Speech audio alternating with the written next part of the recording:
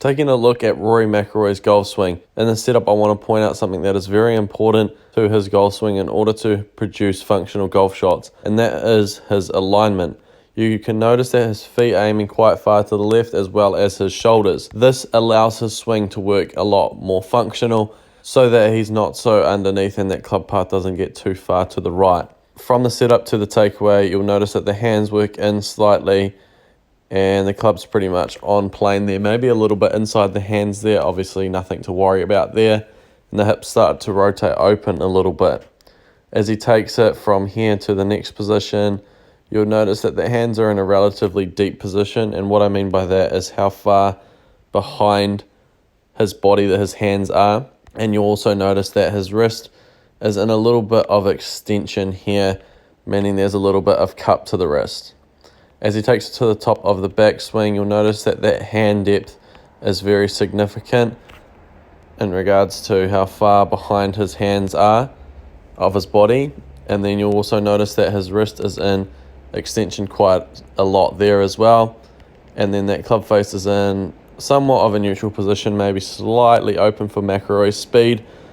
But all that cupping in the left wrist does is it's going to get the club a little bit more across the line, and then it's going to get this face a little bit more open. As Rory takes it into the downswing, you'll notice that the club starts to work back behind him, i.e. shallowing, and he's getting the club into a really, really shallow position here. You can see that that club shaft is actually in a little bit of a vertical position. However, the hands are quite significantly deep as well for this position. As he takes it in towards impact, you'll notice that that shaft keeps on shallowing and shallowing and shallowing because of how across the line he was. That club is working shallow to shallow in the downswing.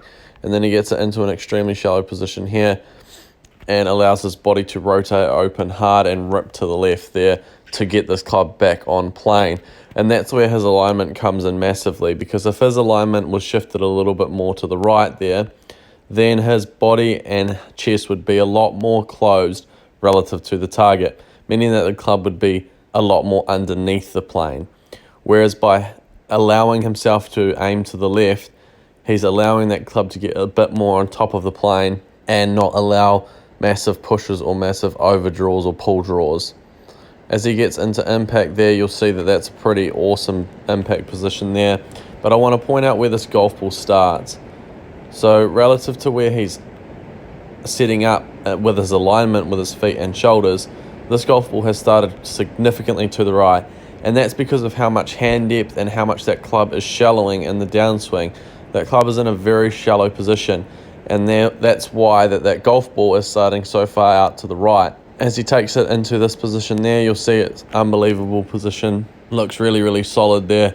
Clearly an unbelievable ball striker, and the golf swing works very, very well. But the alignment is a massive part of Mcilroy's golf swing, because had he had someone that told him he needed to shift his alignment more to the right because it's not essentially square to the target, I would almost guarantee that he would hit the golf ball worse because he couldn't control the curve because he was too far underneath the plane.